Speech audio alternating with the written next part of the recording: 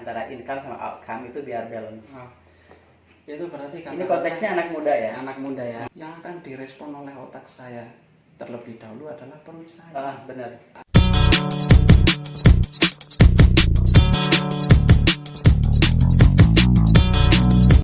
Hi everyone, welcome to the Oles Pop channel. Thank you for clicking this video. Jangan lupa subscribe.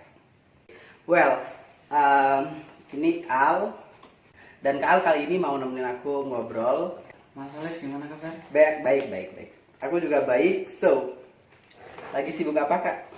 Ya lagi usaha kecil-kecilan lah. Untuk ada sembako, terus ada lagi pindang sama Pindang. tongkol. Atau apa? Pindang sama tongkol, kecil-kecilan sih. Oke. Kalau boleh tahu Kak Al itu lulus tahun berapa sih? Kalau Kuliahnya? S1-nya itu lulus tahun 2000 berapa ya? 17 mungkin. 2017. 2017. 17, 18, 19, 20. Udah 4 tahunan ya. Ya udah 4 tahunan. Lulusan dari ekonomi ya? Ekonomi Fakultas manajemen. ekonomi. Ya. Dari manajemen ya, especially. Oke, kesibukannya usaha gitu ya Kak. Sebagai anak muda nih ya Kak. Ya. Kita masih muda gitu kan. Gimana sih kita menentuin peran kita di lingkungan masyarakat? Kalau untuk nentuin peran kita di masyarakat ya yang penting peran yang sesuai dengan apa yang kita bisa aja, tapi jangan terlalu dipaksakan. Jangan terlalu dipaksakan. Semisal untuk peran secara keseluruhan sih mungkin setelah nanti ya kalau kita sendiri sudah mapan. Entah itu dari segi ekonomi, entah itu nanti peran kita melalui ilmu pengetahuan, terus atau hal yang lebih jauh ketika nanti ada kesempatan, mungkin bagi teman-teman yang mempunyai kesempatan akhirnya mempunyai jabatan tertentu, mungkin peran itu mulai dengan wewenangnya dia. Perannya mulai wewenangnya dia. Oke. Kalau Kak Al sebagai lulusan dari Fakultas Ekonomi lebih milih mencari kerja atau berwirausaha? Kalau saya sendiri antara memilih mencari kerja atau membuka usaha sendiri, itu kalau saya pribadi lebih suka untuk membuka usaha sendiri. Kenapa? Ya karena gimana ya, di situ kita bisa lebih merasa merdeka. Lebih merasa merdeka itu? Lebih merasa merdeka. Beberapa waktu tahun yang lalu itu, tahun 2016 ya, akhir tahun 2015 sampai tahun 2017 sempat ikut di beberapa kantor. Dan itu saya ambil di beberapa pengalamannya saja. Salah satunya di notaris. Saya pelajari tentang administrasinya, cara bersosial sama teman-teman di kantor. Terus sebelum tahun akhir 2015 sampai tahun 2017 itu saya di kantor juga. Pada waktu kuliah saya juga sudah suka usaha sendiri. Jualan buku, jualan sendal. Jadi pertimbangan lebih memilih berwirausaha daripada kerja dari pengalaman itu tadi. Setelah lulus kerja di beberapa instansi dan kemudian memulai usaha sendiri. Kalau semisal saya mempunyai usaha sendiri, jatuh bangun pasti ya. Jatuh bangun pasti. Tapi yang penting dari semua dinamika yang terjadi, saya mempunyai keyakinan suatu saat nanti pasti akan berhasil. Contohnya seperti halnya usaha sembako. Usaha sembako juga nggak mudah karena pendatang baru. Ya, tongkol, pindang juga nggak mudah karena pendatang baru juga. Tapi mempunyai keyakinan suatu hal ketika itu ditelakoni walaupun hal kecil, insya Allah nanti ada hasilnya. Ada hasilnya meskipun nggak tahu nanti kapan gitu ya. Ya nggak tahu kapan. Karena suatu hal yang besar itu kan pasti otomatis berawal dari hal yang kecil. Betul, dan telaten.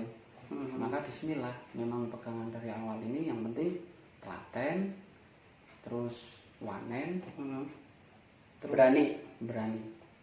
Telaten, berani, dan sabar ya. Sabar. Ya itu. Pegangannya itu. Oke. Targetnya itu kan kalau ke depan kalau semisal usahanya lancar, harapan saya secara pribadi itu bisa menyerap tenaga kerja. Memilih mencari kerja apa berwirausaha itu kan jawabannya kalau untuk teman-teman di luar itu pasti macam-macam. Macam-macam. Ada yang lebih memilih mencari kerja, ada yang lebih memilih berwirausaha. Iya. Pasti itu semua akan memiliki konsekuensi masing-masing. Iya. Nah, dan ketika mereka memutuskan untuk mencari kerja atau berwirausaha, mereka akan dilihat oleh masyarakat. Nah, untuk menempatkan kita yang memilih salah satu di antara pilihan itu tadi, bagaimana sih kita menentukan atau membawa diri kita di lingkungan masyarakat? Apa yang kita mampu dan apa yang kita bisa berikan kepada orang banyak itu ada 3 pintu. 3 pintu. Ada 3 pintu. Apa aja itu 3 pintu itu? Ya, 3 pintu itu salah satunya yang pertama melalui hartamu dengan kedermawan. Dengan harta dan nanti dengan kedermawanan kita. Kita menggunakan harta itu untuk kepentingan orang banyak. Iya. Terus yang kedua, dengan pengetahuanmu yang nantinya akan memunculkan kebijaksanaan. Terus yang terakhir itu melalui kekuasaan dengan wewenangmu. Jadi 3 aspek ini penting banget ya. Kekayaan untuk menjadi dermawan, pengetahuan untuk menjadi bijaksana, dan kekuasaan untuk memiliki wewenang. Nah, dari 3 hal ini saya lihat, dengan melihat diri saya seperti ini, saya lebih tertarik bagaimana saya berarti harus punya uang dulu. Harus punya uang dulu. Paling enggak ya takaran standarisasi kayak orang-orang kan beda-beda. Iya. Nah, paling enggak itu urusan perut saya itu udah selesai. Minimal itu. Karena untuk pengetahuan saya masih bodoh. Oke. Saya masih bodoh untuk melalui pengetahuan. Mohon maaf, dulu memang sempat mempunyai keinginan untuk S2 lanjut S2. Tapi semakin berjalannya waktu, semakin minatnya semakin turun, berubah. Ternyata mungkin saya nggak di situ lah intinya. Terus lanjutnya ke kekuasaan, apa sih yang saya punya? Nggak ada.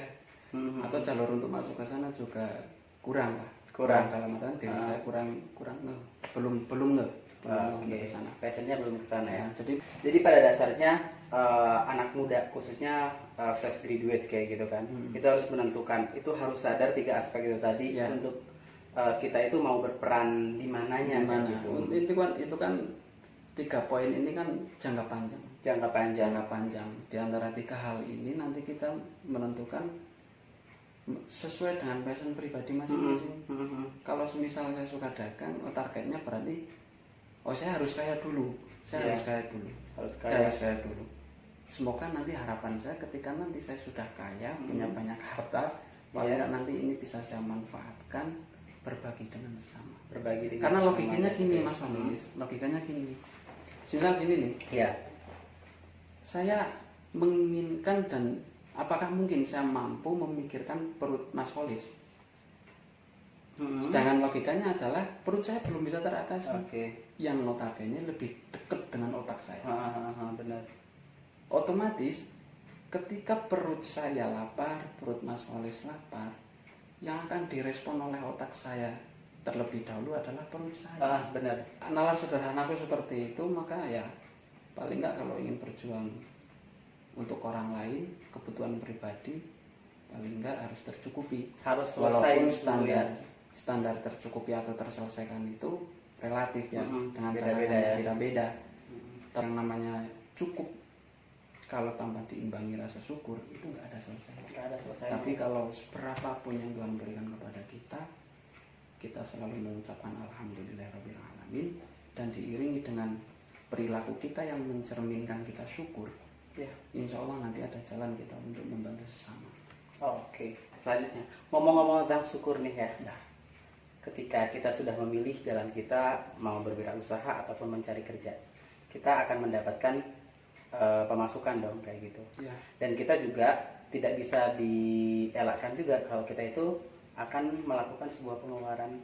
Untuk mengatur itu semua gimana sih? Ini kan anak muda masih dikatakan sebagai orang yang belum berpengalaman dalam mengatur keuangan kayak gitu. Saya punya gaji misalkan 3 juta kayak gitu. Nah, 1 bulan itu saya of course memiliki pengeluaran juga, dan untuk apa namanya ya, nggak terlalu sedikit, nggak terlalu berlebihan dalam melakukan pengeluaran itu bagaimana sih? Jadi biar balance gitu, antara income sama outcome itu biar balance. Itu berarti ini konteksnya anak muda ya? Anak muda ya, konteksnya anak muda. Yang suka kebablasan ketika membeli apa kayak shopping gitu. Jadi dulu itu saya sering dibilangin sama orang tua, sering dibilangin sama orang tua ini. Kalau semisal kamu dapat uang 1.000, jangan lupa beberapa hal. Di antaranya, jangan lupa untuk berapapun rupiahnya, jangan lupa untuk memberi kepada simbahmu, mbah-mbahmu. Oke, katakanlah begini, kakek nenek. Kamu datang sebagai seorang cucu, terus datang ke rumah nenek atau kakek. Ya. Dan saya sudah bekerja. Katakanlah, ya, dan kita sudah bekerja. Nah, di situ entah, katakanlah kita punya uang 3.000. Nah, penghasilan kita dapat 3.000 nih. Mau dikasihkan ke kakek nenek 250 atau 300 perak. Ketika kamu datang ke situ, seorang cucu datang, insya Allah kebanyakan kakek nenek itu akan mengatakan, oh cucuku, terima kasih, masih ingat sama kakek nenek, semoga rezekimu lancar, besok dapat jodoh yang solehah atau yang soleh, semoga nanti kakek nenek ketika kamu menikah masih bisa menghadiri. Itu kan doa. Nah, berarti kan kamu datang ke situ karena lantaran uang 300, walaupun kamu tidak mengharapkan doa, otomatis doa akan keluar dari kakek nenek. Nah, setelah dari kakek nenek, jangan lupa juga untuk sisihkan diberikan kepada orang tua, seberapapun itu. Orang tua nggak mungkin untuk menentukan nominal, nggak akan melihat nominal. Kalau saya nggak tahu kalau yang lain. Kalau saya nggak, orang tua nggak mungkin melihat nominal, tapi orang tua itu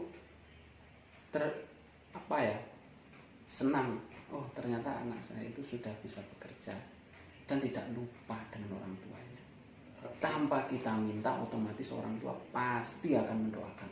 Untuk memberikan ke orang tua kadang tidak perlu dalam bentuk nominal, tapi dalam bentuk bisa barang, bisa karena jarang makan bareng, akhirnya kita gimana caranya itu kayak gimana caranya akhirnya kita yo Pak Bu kita makan keluar yuk bareng-bareng, atau dengan cara-cara yang lain lah, nggak harus bentuk nominal.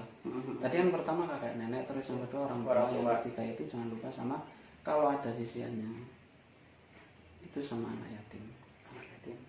Terus yang keempat itu tabungan kita wajib ada ditabung, ada uang yang ditabung. Terus yang terakhir untuk hiburan. Intinya buat kita itu ada. Nah, yang terakhir itu ditabung. Tapi ingat, ditabung pun jangan kurang dari 10%. 10% dari gaji, dari pendapatan kita. Ketika saya mau beli barang, harganya 100. Berarti target saya harus punya uang 1.000 dulu. 1.000 dulu. Di tabunganku harus ada uang 1.000. Baru saya berani untuk beli barang yang harganya 100. Kalau itu. Tapi kalau semisal ingin mengambil uang dari bank atau dari tabungan kita lah, dari tabungan kita, dan itu bersifat ini kita kebetulan mau keluar nih, kadang kan mau jalan-jalan, tadi uang yang kita sisihkan untuk jalan kok habis, kita ada acara sama temen mau keluar itu. Nah, tadi kan kita menabung itu jangan kurang dari 10% dari total pendapatan kita. Kalau ngambil itu jangan lebih dari 5%. Dari 10%-nya itu tadi. Dari 10% yang kita tabung itu. Katakanlah di tabungan kita punya 1.000.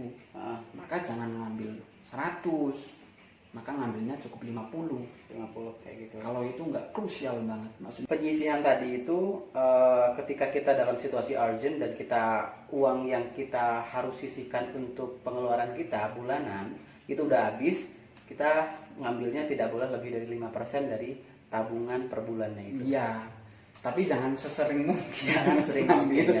Ya kan tadi konteksnya urgent. Ya, kalau urgent. Kecuali kalau hal-hal yang bersifat urgent, krusial dan bila insidental kayak gitu, itu di luar perhitungan tadi. Gimana lagi wong itu benar-benar urgent, itulah fungsi tabungan. Iya. Karena sesuatu hal kadang berjalan tidak sesuai yang kita dengan apa yang kita harapkan. Betul. Bila di situ ada hal-hal yang mungkin di luar ekspektasi kita. Apalagi anak muda ya, sakit, katakanlah sakit atau usaha bangkrut. Lalu sebelum bangkrut kok kadang kan ada penyusutan karena dibohongin sama orang itu beda lagi. Itulah fungsi tabungan.